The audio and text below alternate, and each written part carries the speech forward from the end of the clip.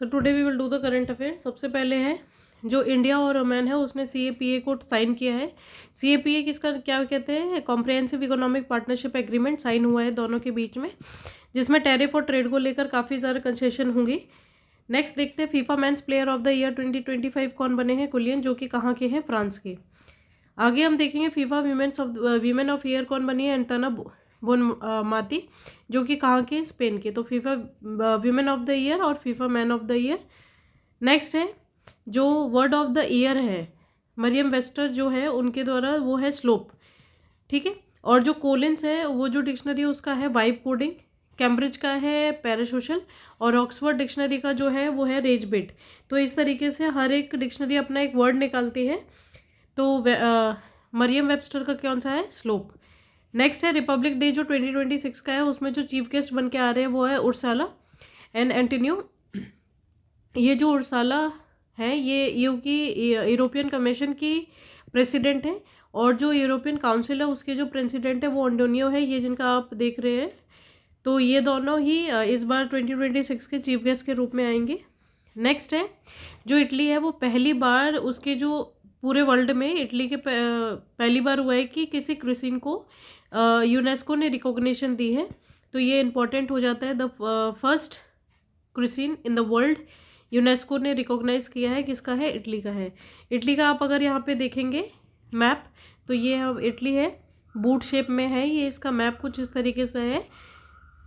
Next है FIFA इंटरकॉन्टिनेंट cup 2025 जो मिला है, पेरिस सेंट जर्मन ने जीता है, और किसको हराया, फ्लेमिंगो को। तो याद रखना है फीफा इंटरकॉन्टिनेंट कप जो है 2025 का पेरिस सेंट जर्मन ने जीता है। नेक्स्ट है पहली फैमिली जो इंडियन फैमिली है जो कि ब्लूमबर्ग लिस्ट में आई है, जो अमीरों की एक लिस्ट निकलता है, तो उसमें पहली इंडियन फैमिली जो एंटर कर चुकी है वो है अंबानी फैमिली। नेक्स्ट है मोस्ट सर्च वर्ड जो 2025 का रहा है वो कौन सा रहा है, जेमिनी, याद रखना है। नेक्स्ट है गुवाहाटी जो है वो इंडिया का पहला नेचर थीम एयरपोर्ट टर्मिनल बना है। गुवाहाटी इंडिया में पहली बार ऐसा हुआ है कि किसी ने नेचर का यूज़ करके ये बैम्बूज यूज़ करके एयरपोर्ट का पूरा निर्माण कराया है। तो इस तरीके से नेचर थीम एयरपोर्ट टर्मिनल जो है वो कौन रहा है, गुवाहाटी। नेक्स्ट हम पढ़ते हैं जो MG नरेगा जो स्कीम थी, महात्मा गांधी नरेगा स्कीम जो थी, अब उसका नाम बदल के क्या हो गया है, VBG रामजी बिल, जिसमें 125 डेज का एम्प्लॉयमेंट गारंटी रहेगी। इसका फुल फॉर्म क्या है, विकसित भारत गारंटी फॉर रोजगार एंड आजीविका मिशन ग्रामीण। तो ये याद रखना है, बहुत इंपॉर्टेंट करंट अफेयर्स बन जाता है, क्या है, विकसित भारत गारंटी फॉर रोजगार एंड आजीविका मिशन। नेक्स्ट है अभियंत्रण हो रहा है, एक्सरसाइज हो रही है। तो ये किस किस के बीच में हो रही है, रशिया और इंडिया के बीच में। ये एक एयर एक्सरसाइज है, इसमें इंडिया का कौन कौन पार्टिसिपेट करने वाला है, सुखोई 30 MKI और तेजस, ये दोनों ही इसमें पार्टिसिपेट करेंगे।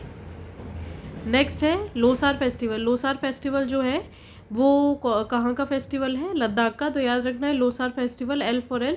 तो लोसार फेस्टिवल लद्दाख में सेलिब्रेट होने वाला है। इंडिया जो है वो ब्लैक कैप्ड कैपिंग मंकीज को क्या कर रहा है, बुला रहा है अपने यहाँ। जैसे उन्होंने लेपर्ड्स को साउथ अफ्रीका से लेकर आया, ऐसे ही इस जानवर को भी साउथ अफ्रीका से लेकर आ रहे हैं। और कहाँ पे रखेंगे, बनारघट्टा बायोलॉजिकल रिजर्व पार्क में, जो कि कहाँ है, बेंगलोर में। तो ये याद रखना है बहुत अच्छे से। इंडिया इम्पोर्ट ब्लैक चैपल कपिकन मंकीज। नेक्स्ट है फीफा अरब कप, जो फीफा का अरब कप होता है 2025 का, वो कौन जीता है, कतर में हुआ था, जिसमें मोरक्को जीता है, और किसको हराया, जॉर्डन को। याद रखना है कतर में ये ऑर्गेनाइज हुआ है, मोरक्को जीता है, और किसको हराया, जॉर्डन को हराया है। नेक्स्ट है अमेरिका ने लॉन्च किया है ऑपरेशन हॉकी, किस पे किया है, ISI जो टेररिस्ट है उनके खिलाफ, और कहाँ पे किया है, सीरिया में।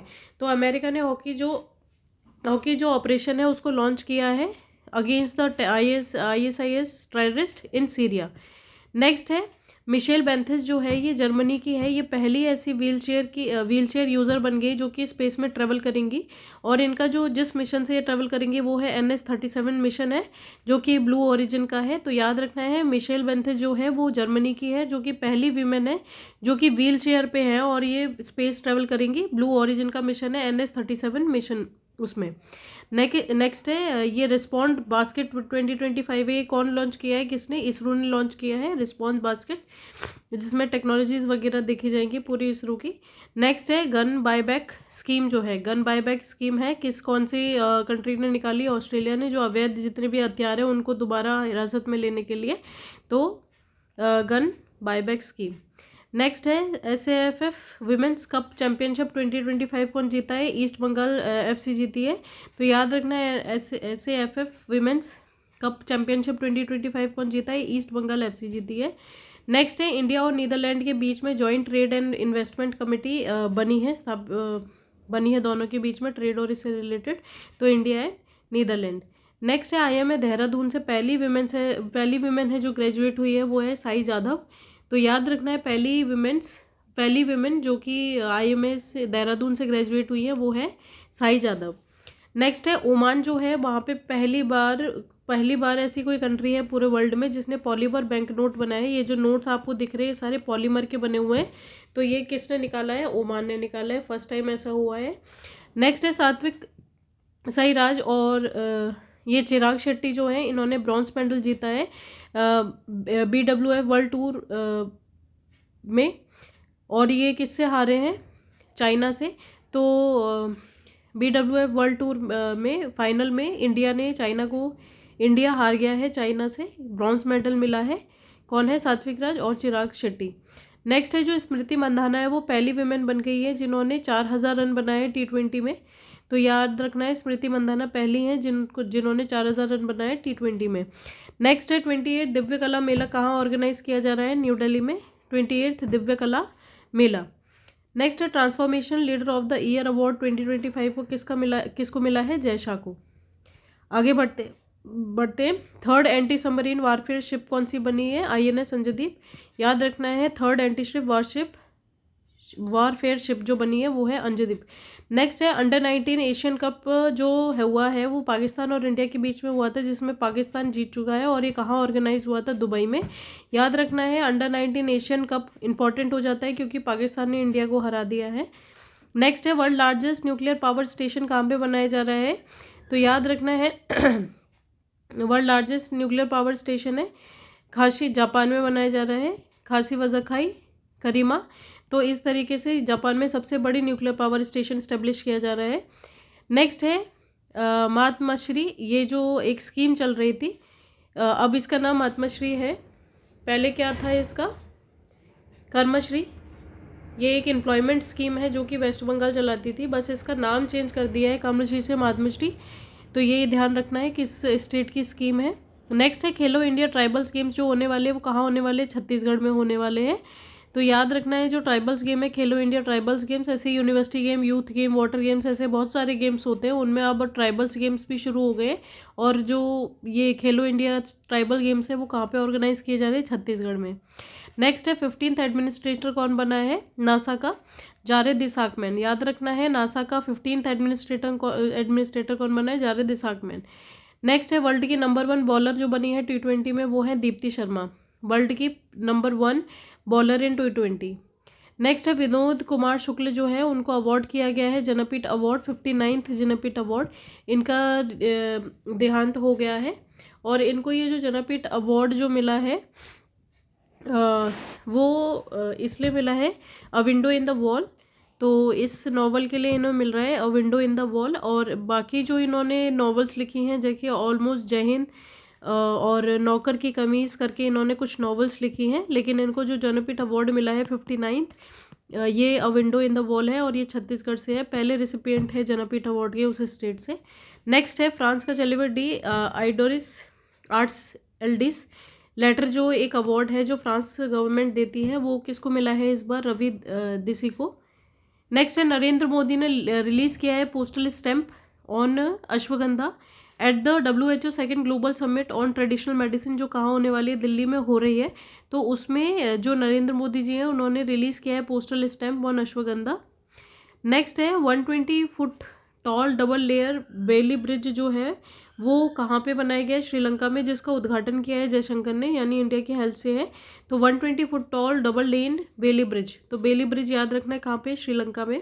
LVM M6 to launch kg American satellite Bluebird second. तो याद रखना है इसरो की LVMV M6 जो है उसने अभी तक की सबसे हैवीएस्ट सैटेलाइट को उड़ाया है, जो कि है ब्लूबर्ड ब्लॉक 2। तो याद रखना है इसका वेट है 6100 kg। नेक्स्ट है हेड ऑफ स्वीडिश एकेडमी कौन बन रही है? इनग्रिड कार्लबर्ग। तो स्वीडिश एकेडमी जो कि नोबेल प्राइज़ वगैरह देता है, उनकी जो अब हेड बनी है वो है इनग्रिड कार्लबर्ग।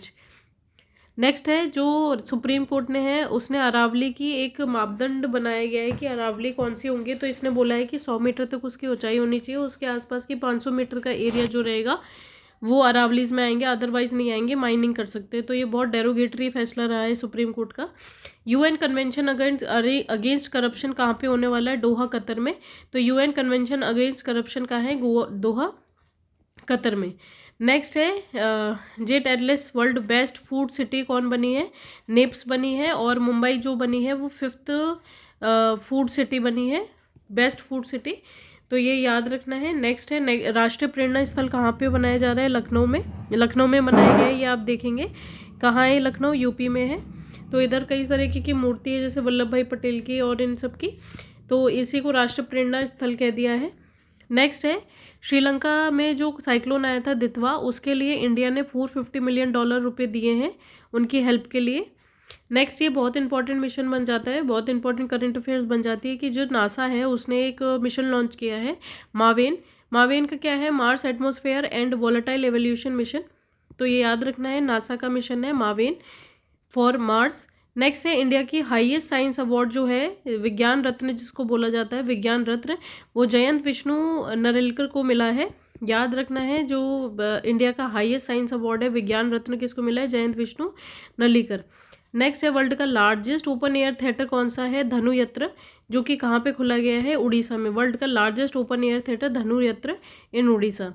नेक्स्ट है रोलिंग बजट। रोलिंग बजट जो है वो किसने रिलीज़ किया है? फर्स्ट टाइम ऐसा इंडिया में हुआ है कि रोलिंग बजट निकला है, वो किसने निकाला है? MP में। रोलिंग बजट का मतलब होता है जैसे हर साल एक फिक्स्ड अमाउंट में बजट पेश किया जाता है, अब फ्लेक्सिबल रहेगा बजट, एक बजट नहीं रहेगा, टाइम के अनुसार हम उसमें चेंज कर सकते हैं, अलग अलग अमाउंट भर सकते हैं, मतलब रोल मतलब अलग अलग फ्लेक्सिबल अब बिल रहेगा। ये नहीं है कि साल के प्रथम में हमने बता दिया ऐसा ऐसा ऐसा करेंगे तो वैसा ही करना पड़ेगा, अलग कर सकते हैं। तो ये रोलिंग बजट कहते हैं इसको। नेक्स्ट है जो हरियाणा है उसमें एक नया डिस्ट्रिक्ट ज्वाइन हुआ है जिसका नाम है हंसी। तो हंसी याद रखना है कौन सा का डिस्ट्रिक्ट है? हरियाणा का डिस्ट्रिक्ट है। नेक्स्ट है वर्ल्ड का first AI lab assistant system कहाँ पे बना है? IIT दिल्ली में। तो IIT दिल्ली में अब जो लैब्स है उसमें जो असिस्टेंट रहेंगे वो AI बेस्ड रहेंगे, AI रहेंगे। नेक्स्ट है घोस्ट पेयरिंग स्कैम जो है वो किससे रिलेटेड है? साइबर अटैकिंग से रिलेटेड है। याद रखना है इसमें क्या करता है, बस आपकी पूरी इन्फॉर्मेशन ले लेगा, आपको व्हाट्सएप पे एक लिंक फ़ोटो वगैरह भेजेंगे, कोई लिंक भी नहीं भेजेंगे, अगर आपने उसको ओपन कर लिया तो सारी चीज़ें आपकी शेयर हो जाती हैं हैकर के साथ। तो ये साइबर सिक्योरिटी से रिलेटेड है। नेक्स्ट है सुप्रीम कोर्ट ने प्रोटेक्ट किया है इंडेंजर्ड बर्ड्स को बाय बैनिंग। राजस्थान में ब्लैक बग वगैरह की बहुत समस्या है स्लो प्लांट और पावर लाइन की वजह से, तो उसको पूरी तरीके से बैन करने को कहा है सुप्रीम कोर्ट ने। अब है पीसा महोत्सव जो है वो कहाँ मनाया जा रहा है? देखेंगे आप, विशाखापट्टनम आंध्र प्रदेश में मनाया जा रहा है पीसा महोत्सव। इसका जो मास्कोट है वो है कृष्ण इनका, जो कि एक ब्लैक बग है। नेक्स्ट है समुद्र प्रताप। समुद्र प्रताप जो है इंडिया की पहली indigenously manufactured pollution control device है। याद रखना है समुद्र Pratap is India's first indigenously manufactured pollution control device. Next है न्यूजीलैंड के साथ हमारा 7th मेजर FTA हुआ है FTA। और हमने शुरू में क्या पढ़ा था कि ओमान के साथ हमारा क्या हुआ है? CEPA comprehensive economic partnership agreement, free trade agreement, इसका मतलब होता है फ्री ट्रेड एग्रीमेंट। CEPA और FTA में अंतर होता है, इसमें ज़्यादा कई सारे सेक्टर्स होते हैं और ज़्यादा टैरिफ रिमूवल होता है, जबकि फ्री ट्रेड एग्रीमेंट में काफ़ी लिमिटेशंस होती है, लेकिन ये फर्स्ट स्टेप माना जाता है किसी भी चीज़ में घुसने के लिए।